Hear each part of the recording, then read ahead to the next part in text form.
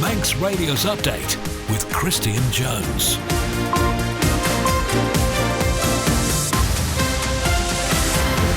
Fastermy, good afternoon. It's 5 o'clock on Wednesday, the 27th of August. I'm Christian Jones and this is Update. Welcome into 30 minutes of all the latest news, sport and travel, compiled from the resources of Manx Radio's newsroom. On the way tonight, Manx Care is planning to almost wipe out the island's dental waiting list by the end of the year. Meanwhile, residents have been discussing plans for an offshore wind farm, the majority seemingly at odds with them. We'll be speaking live with the Isle of Man Green Party too, and we'll have all the latest with road racing around the island. If you want to say hello, drop me a message in the usual way. You can text WhatsApp to 166 177 or email me at studio@manxradio.com.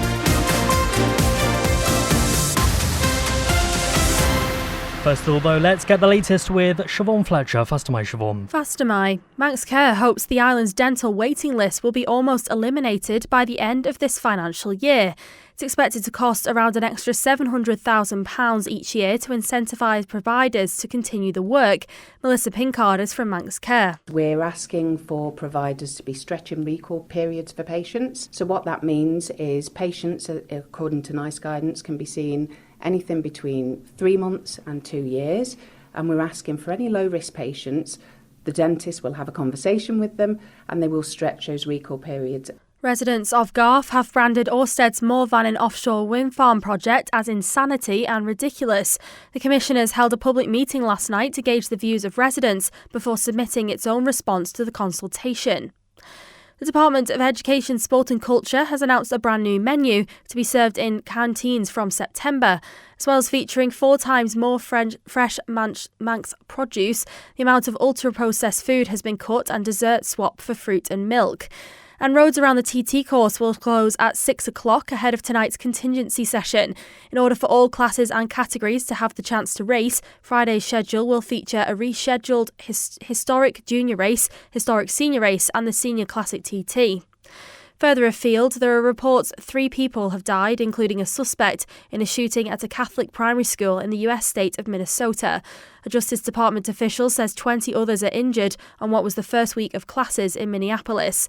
Donald Trump says he's been fully briefed.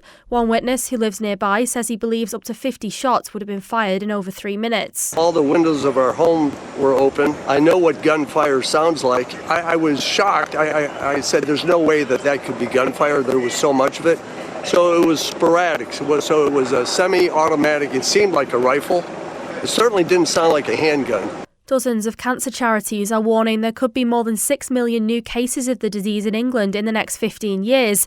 And thousands of people in Spain have taken to the streets to throw tomatoes at each other. It's part of the country's annual festival held near Valencia. They're your headlines, news at 6. World-class racing has returned to our island. Make a pit stop at your local Tesco and pick up crowd-pleasing bites, drinks and camping must-haves. Tesco, every little helps. Gurumaya, thank you very much for that, Siobhan. Let's take a look at the weather now, brought to you by Manx Glass and Glazing. This evening will be generally dry with sunny or clear spells and moderate to fresh southwest winds. Risk of the odd shower overnight as temperatures fall to 13 degrees Celsius. But quite a cloudy day tomorrow with scattered showers, those possibly becoming more prolonged and intense at times.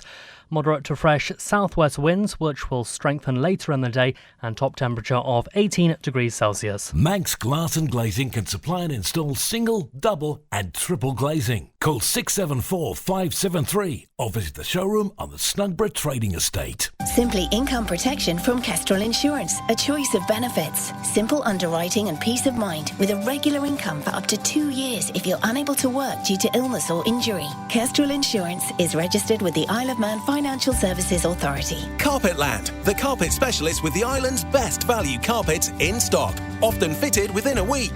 Furnitureland for 3-piece suites, dining and living room furniture, and a selection of amazing beds. Carpetland and Furnitureland, West Street, Ramsey. Manx Mobility and Onken have it all. Daily living aids, wide-fitting shoes, rise recliners, beds and scooters, including lightweight and airline-approved models. Call in and see how our expert team can make your life easier. Manx Mobility at the top of Summer Hill.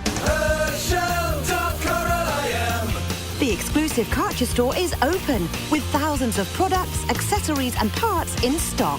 For Karcher sales and service, Hersham Electrical, Shipyard Industrial Estate, Ramsey. You're listening to the Isle of Man's quintessential daily news and current affairs roundup. Update on Manx Radio. 5 minutes past 5 on Manx Radio's Update. Welcome to the programme.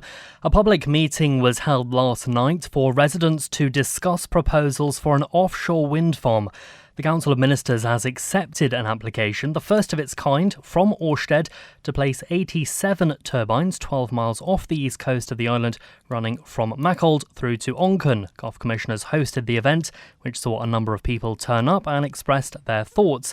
With this report is our local democracy reporter, Emma Draper. Most of the residents in attendance were against the proposal from Orsted, saying it would ruin the view over the sea, Laxey would no longer be a seaside destination, as well as worries that Orsted is in financial difficulty. I was concerned primarily the fact that the Isle of Man as an independent state was going to allow another country, a Danish company, representing effectively the UK national grid, to build a wind farm in our territorial waters. And I don't believe there's anywhere else in the world where a country, a sovereign state, has allowed another sovereign state to build such a structure in their territorial waters for all of the energy to go to that other state. It seems bizarre and mad to me. I'm in favour because I'm deeply concerned over the issues of the climate change, result of greenhouse gas emissions and the biodiversity loss crises. There is no perfect solution, but we have to take a responsibility as a nation and our place internationally to tackle these really important issues of our time. Well, yes, energy is really important to all of us, but how we generate it can lead us into a place of huge vulnerability.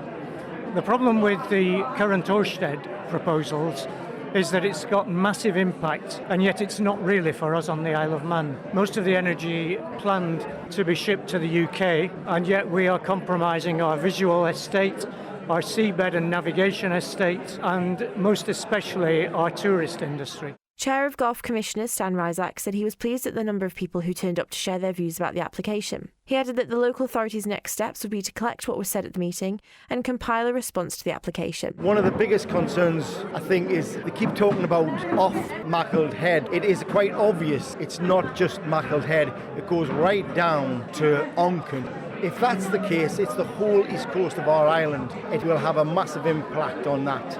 And how are you going to use these views then going forward? Obviously, you guys called the meeting to inform your opinion for the consultation and for when the application came to you guys. So what are you going to do now? Well, obviously, we'll take it back. We'll discuss what we thought the outcome of the meeting was. I think there was about 70 or 80 people voted against it, and about 2 or 3 voted for it. We've had a couple of emails come into the office in favour of it. We've also had a couple of emails in the office against it. That's the Chair of Gulf Commissioners, Stan Ryzak, speaking there. Well, a Gulf MHK who was there says he's also against Orsted's proposals because of the impact on shipping routes, wildlife and the island's biosphere status. Here's Andrew Smith. Next year I've been here 40 years on the Isle of Man, so I've invested my whole life in it. And although obviously I'm not Manx, I just believe that it's important that we protect what everybody says is so beautiful about the Isle of Man. We've got this biosphere status, etc., etc. And I look at, and I'm thankful for Kiri coming to see us here tonight and what they're experiencing at Erie Stane. And I've tried to put that into perspective of what they're doing on land there and think of how many times that will be multiplied on the seabed and the ecology of the seabed, not to mention the shipping routes that may have to be diverted as a consequence, and just the general impact. And I just think many people have mentioned that tonight. And for Laxey is probably one of the busiest beaches on the island. People come to enjoy the beauty, the seascape, and I'm thinking that that's going to be very, very sadly impacted. And the other thing, as I mentioned in the meeting regarding Orsted, and yes, some people may say, well, they've got a government to back them. They have. But I think that in fairness, a company that's on a slippery slope, I think we have to be very careful in how we're embracing them. That's Gulf MHK Andrew Smith speaking there.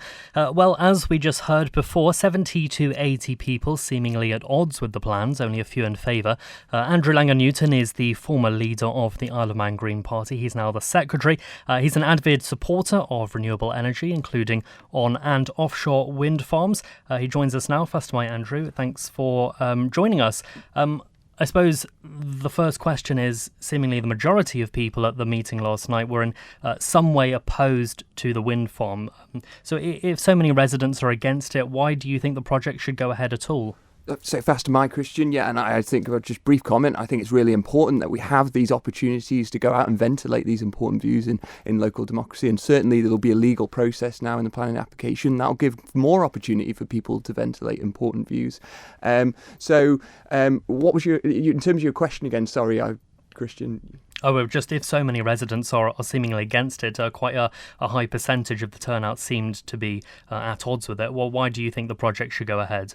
Well, I guess there's a legal process that now goes through, and it takes into account lots of different factors: the environmental factors, the legal factors, parties with interest, with status within the planning process who can oppose the application if they so wish, or support it if they so wish. So yes, all these people can obviously give their views to the planning committee and in the planning process. But I think it's over now to the legal process. And the Isle of Man Green Party would say the renewable energy is really important in the Isle of Man. And just to comment on some of the views that were stated last night, there was questions about why it was a benefit to the Isle of Man. So firstly, it presumably it'll have some kind of financial benefit for the Isle of Man government in licensing out of the seabed. Secondly, it's generating a huge amount of renewable energy, and clearly it was stated last night that a lot of that energy will be going to the UK, but there must be conversations going on with Manx Utilities and Ørsted as to what could come to the Isle of Man and offset our carbon emissions. So that's one aspect. That's still an open question. I'm sure I haven't seen anything clearly stated that there would be an opportunity to use the energy in the Isle of Man, but that must be still a conversation that's ongoing. And finally, there is a huge amount of renewable energy that's going to be going to the UK. In the Climate Senior and European Court of Human Rights case last year, 2024, an absolutely monumental case for climate change, there was a suggestion that if you generated renewable energy and then it went to other countries, then the renewable energy that you generated, it seems to be, it might be applicable against offsetting your carbon emissions. So that I think there isn't really been a clear interpretation of that point yet, but that still could be a reasonable legal outcome, that this renewable energy, although it's going to the UK, it could still possibly offset our emissions. And we've obviously got a legal goal of net zero by 2050. If that is the case, and as I said, that's still a question at the moment on that legal status, then it might speed up the achievement to net zero in the Isle of Man. And I'll just come to that. Obviously, there is a perception that this project is being done as a box-ticking exercise for the government rather than to genuinely help the island. What is your take on that? Well, clearly I don't think so, because it will be generating renewable energy. It will have some economic benefit for the Isle of Man in terms of licensing of the seabed. And we have a huge amount of carbon emissions that we would need to offset. So if that opportunity is a reality, then that would be great as well. The other point that I would come to is the question about visual amenity that people are obviously very much concerned about. And we look across to the adjacent isle at the moment. We do already see a huge amount of wind turbines. But in a huge decision by the Minister for DEFRA, Minister Barbara MHK, last week, she granted a planning approval appeal of wind turbines in Port Erin, and her decision was based on the importance of climate change commitments and the importance of renewable energy that trumps visual amenity in her decision. So I think that really sets the tone for the legal position in the Isle of Man, that renewable energy, and following many other jurisdictions and the courts in those jurisdictions, to show that this is now, we don't have any more time to talk about this. This is the time to take action in terms of putting solar panels in terms of building wind turbines and putting batteries in. And we've got this decision from Minister Barber last week, and now we've got this opportunity with Ørsted to really take real action.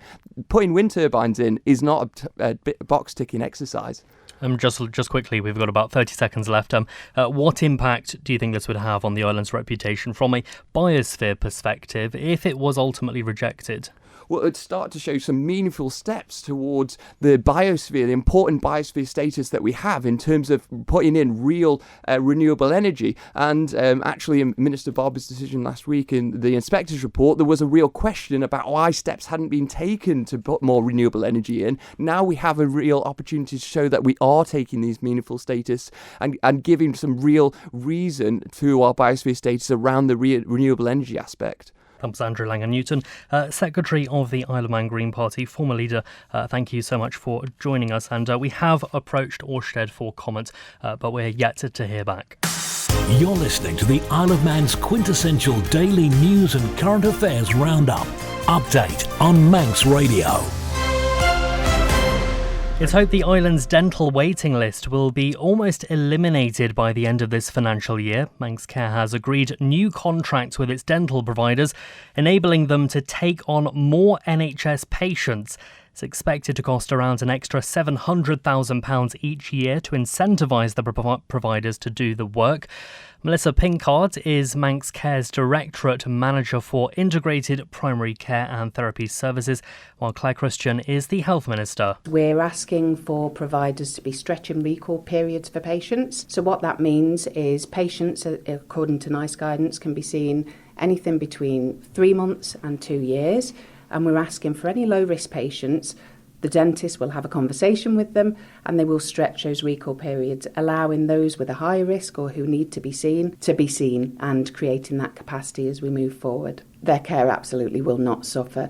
So the dentist makes a clinical decision on a recall period, but that's in conjunction with the patient as well. So the patient can have the conversation with the dentist. The dentist would not want to stretch a recall period beyond what they think is clinically necessary or safe to do so. This is NICE guidance, so it's readily available on the internet. Patients can look at what that information is around it and be reassured that it's safe to be able to stretch those recall periods beyond the usual 6 months. And have that longer, anything up to 2 years actually. If a patient wants to be seen within that recall period, they just have to call up and make an appointment. So if something happens, filling or something like that, I think just to give the public the reassurance that obviously they will be seen, and that's really important. And we have heard from some people, they have a dentist, they have an allocated dentist, they've tried to book an appointment and they've been told that actually new patients have been prioritised because they've been trying to help with the wait list, so they've had to wait for their checkup. Is that going to be something that you're expecting to see as a result of these changes? I wouldn't expect to see that, no. What we'd expect of the providers that are taking new patients from the waiting list is that they're carefully planning that out. So for the number of patients that they take, whilst patients can't be seen immediately for their examinations, they will have access for emergency and the dental services at that practice. But we would expect the provider to space out the appointments. And in terms of the changes that we're making around stretch and recall periods, they're going to create that capacity naturally by stretch and recall periods for patients who are low risk, that don't need to be seen so regular, and create that space for people that do.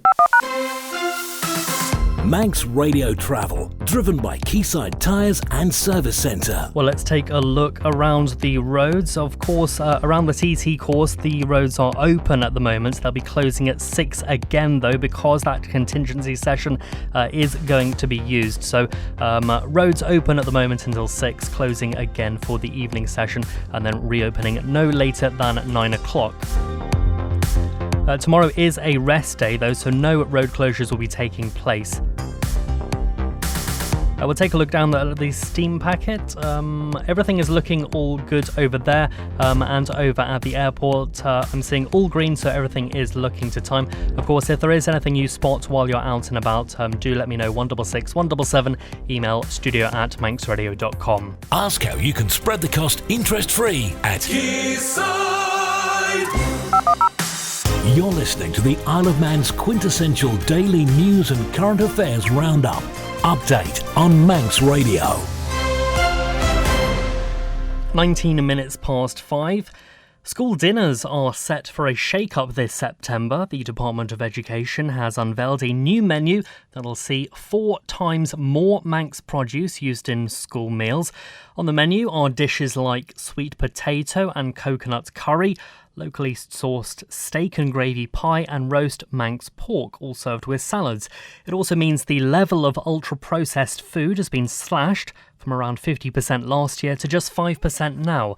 Lewis Foster has been speaking with the Education Minister, Daphne Kane. Don't underestimate what an effort this has been. I'm so pleased to have the department fully behind it and officers working really diligently from the results of the survey to coordinate with all our suppliers revising their recipes and removing the ultra-processed ingredients in order to improve the recipes and hopefully maintaining the appeal and the good taste. Now, we all know that school dinners have transformed over the decades. Even when I was at school, we were talking about the Jamie Oliver effect. Considering how much change is actually going to be seen come September, were you surprised at the menu we've had on offer for the last few years? I wasn't surprised. I had my concerns. I've had concerns for a number of years over the menu that is fixed for the primary school offering. And I think when that was assessed against an overscale for ultra-processed content, I think it was a bit of a shock at the amount that had crept in to the everyday serving. And to reduce from 50%, over 50%, to 5% for come this September is absolutely brilliant. And to be able to do that at the same time as quadrupling the amount across our menu of locally produced food, I do hope that it is welcome. But obviously there's a little bit of caution here because it's only a positive if the primary school pupils embrace it, enjoy it, and eat it all up. Do you think they're going to enjoy things like sweet potato and coconut curry? It's going to be possibly a bit of a challenge for some pupils. Well, the main driver, both food waste and also high ultra-processed content, was actually white bread or garlic bread or naan bread that accompanied a lot of the food and ended up in the bin. Whereas improving the main dish, if you like, and enhancing that, things can be really flavoursome without having, those ultra-processed content like emulsifiers and preservatives and things I don't even know what they do. Well, that's the Education Minister, Daphne Kane, speaking with Lewis Foster. I tell you what, though, coconut curry, that sounds good. I think I'll sign up. I'll go back to school at this rate. 21 minutes past 5, an Onken commissioner says rumours about his employment in the civil service have caused him significant detriment and harassment. Scott Wilson claims accusations have been circulating in the village that he's been suspended in connection to whistleblowing disclosures made in the public interest and a management complaint in his department. With more details on this is local democracy reporter Emma Draper. Dr Wilson, who joined Onken Commissioners in a by-election in 2024, said in a statement the speculation is harmful and will not be commenting on employment matters. He added that he has serious concerns about individuals who appear to claim knowledge of whistleblown disclosures and have assumed he has been suspended. The statement also said the rumours compromise the fairness and integrity of any process to the point of being unable to proceed properly. Dr Wilson confirmed he has reported all gossip in circulation to relevant government departments, their officers and to the police. The statement was read out at its public meeting yesterday evening. He said the situation has already caused him significant detriment and harassment and also amounts to bullying, both in terms of how the information has surfaced and the way it has been circulated. Dr Wilson also confirmed that the rumours have no bearing whatsoever on his role as a commissioner, nor on the duties he holds as a lead member for housing, and in his wider responsibilities to ratepayers and the electorate. He also claims that a politician in Tynwald has sought to involve themselves in operational matters relating to his position as a civil servant. Dr Wilson believes this is wholly inappropriate and may amount to a breach of the Tynwald Standards and Members' Interests Code of Conduct. I contacted the Clerk of Tynwald's office, which said it cannot comment on whether or not the matter has been referred to the Tynwald Standards and Members' Interests Committee. Right, let's turn our attention to sport. And after a rest day yesterday and despite some delays today, racing returns to the Snaefell Mountain Course and the Classic TT. With two more race days left of the event, we wanted to hear from the TT Marshals Association about how its volunteers are faring. Vice Chair Andy Priestley has spoken to Darren Timpson. I really just emphasise to people, if you can do any of the sessions that are remaining for us, and the contingencies, go online, book it up, pop in and see us at the marquee. It's always more difficult for us on numbers for Grand Prix because there's purely not the amount of visitors. And our marshal numbers are directly reflected by the amount of visitors. TT, obviously, with the massive influx of people, it's not so hard for us. It's always tough at the start and at the end of an event to get the numbers because we still require 580 minimum. Whether it's TT Grand Prix, that is our minimum core number. Our numbers are lower than we would hope. However, our numbers are higher than they were last. So we always have to allow for, because it's a volunteer setup, you see, you get a percentage of no-shows. Not many. Most people are brilliant. They really are. It's just asking people to plan ahead a little bit, and just it helps us and it helps the chief sector marshals plan their sector. We can always do with a few more. A few more would be brilliant for us, just to help reinforce the marshal points that we've got. Because we've got 220 odd marshal points around a 37 and 3 mile course. It is some massive operation. And they're strengthening some of the areas around the course. Are there any specific places where you're low on numbers? We always do better in sectors 1 and 12 because they're Douglas. And of course, a lot of visitors, if they've not got transport, they walk. So if they're walking to the points, it's easier to fill those points. Mountain, some people love it. Sector 10 on the mountain, which covers the bungalow, that's already overmanned. Because when good weather brings people, they don't mind going up there when it's good. It's a lot more desirable. But that Sector 10's been doing really well. But in general, the other sectors, we're about minimum on them, but we could do with a few more. That's Andy Priestley from the TT Marshals Association. We'll stick with sports, tennis, cricket and racing. And the latest sport is with Darren Timpson. Faster My. Isle of Man tennis player Billy Harris has been knocked out of the US Open in the first round. The world number 151 was beaten by former US Open semi-finalist and 25th seed Felix Auger-Aliassime in straight sets. Despite the gulf in rankings between the two players, Harris was competitive throughout the match, forcing his Canadian opponent to save several set points during the second set tie break. It was Harris's first time playing in the tournament at Flushing Meadows. In cricket, Cronkbourne have been crowned winners of the T20 Weekend Premier. They beat Crosby by a resounding 9-wicket victory to take the top spot of the division after 12 games on Saturday. The Douglas side beat Peel to the title by 2 points as they finished with 17.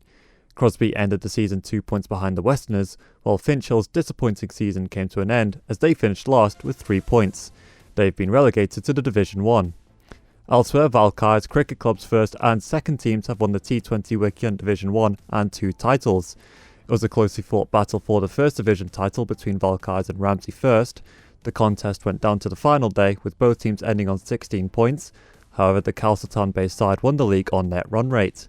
This means they've been promoted to the T20 Weekend Premier. Meanwhile, Valkyries' second 11 won the Division 2 comfortably by 7 points over Peel's second side. They will play in the T20 Weekend Division 1 next season. And there will be racing in the Classic TT tonight, despite delays due to the weather today. The 2-lap lightweight Classic TT will go ahead as planned. There's also a changed Friday schedule, which you can see on manxradio.com. Gurumai, thank you very much for that, Darren. That's it for Update this evening. Howard Kane is up next with Spotlight. He'll be followed by Michelle Kane sitting in for Chris Kinley. I'll be back with you tomorrow, same time. So until then, take care. Bye-bye for now.